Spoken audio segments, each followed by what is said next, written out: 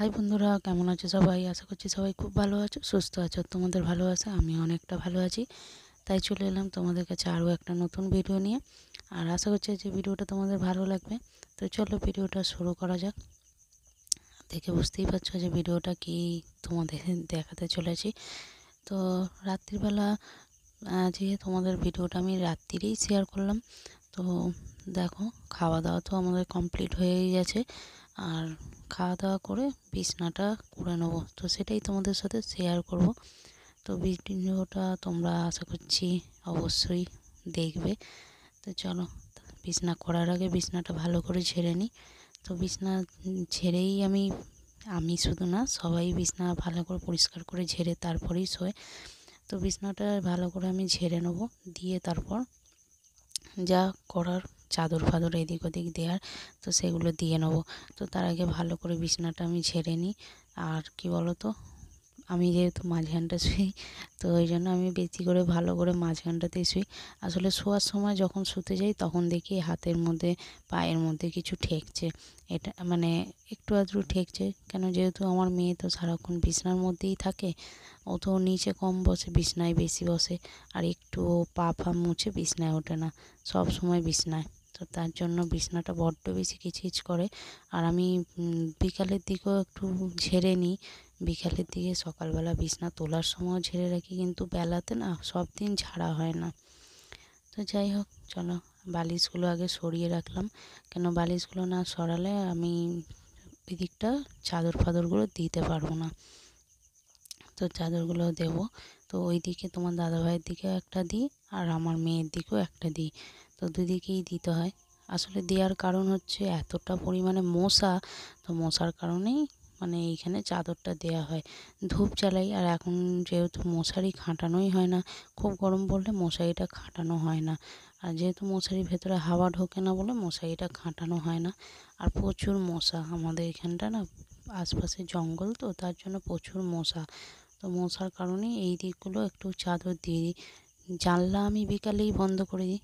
কি, জানলা বন্ধ করলে কী হবে, দরজা তো সব সময় বন্ধ থাকে না। তো প্রচুর ছোট ছোট মশা, সাদা সাদা মশা হয়। তো তার জন্য এই দিকটা দিয়ে দিই। রাত্রিবেলা যখন আমরা শুয়ে পড়ি অন্ধকার হয়ে যায়, নাইট রুম জ্বলে, তা সত্ত্বেও যখন অন্ধকার হয়ে যায় না, তখন বড্ড বেশি মশা ধরে।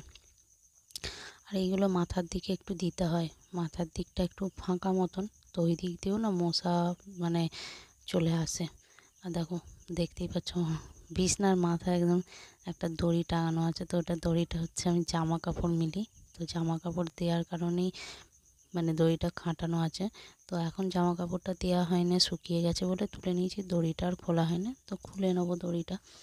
আর মানে বৃষ্টি হলেই মানে দড়িটা খাটানো হয়, না হলে দড়িটা আর খাটানো হয় না, বাইরেতেই শুকিয়ে যায়।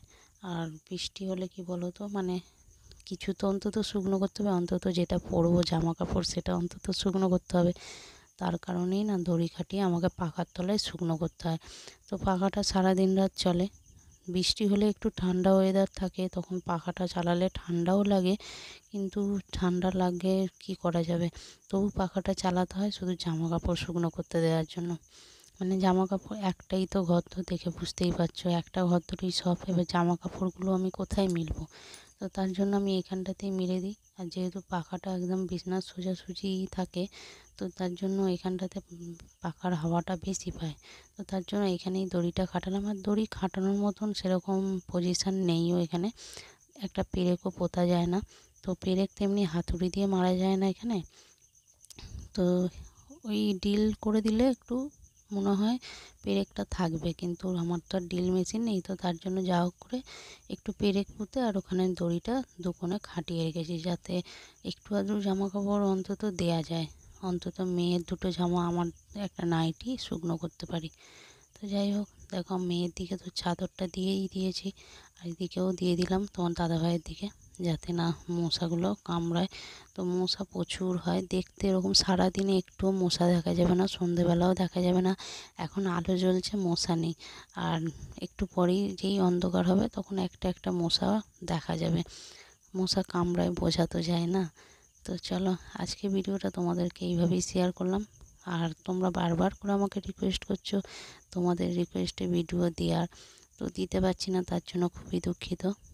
খুব শিগগিরই দেবো। তো চলো ভিডিওটা আজকের মতো এখানেই শেষ করছি। অবশ্যই জানাবে ভিডিওটা তোমাদের কেমন লাগলো। আর তোমাদের কমেন্টের আশায় আমি সত্যিই বসে থাকি, তোমাদের সুন্দর সুন্দর কমেন্ট পড়ার জন্য। ভিডিওটা ভালো লাগলে অবশ্যই লাইক করবে। দেখা হচ্ছে তোমাদের সাথে নতুন আরও একটা ভিডিও নিয়ে। ততক্ষণের জন্য খুব ভালো থেকো, সুস্থ থেকো। টাটা।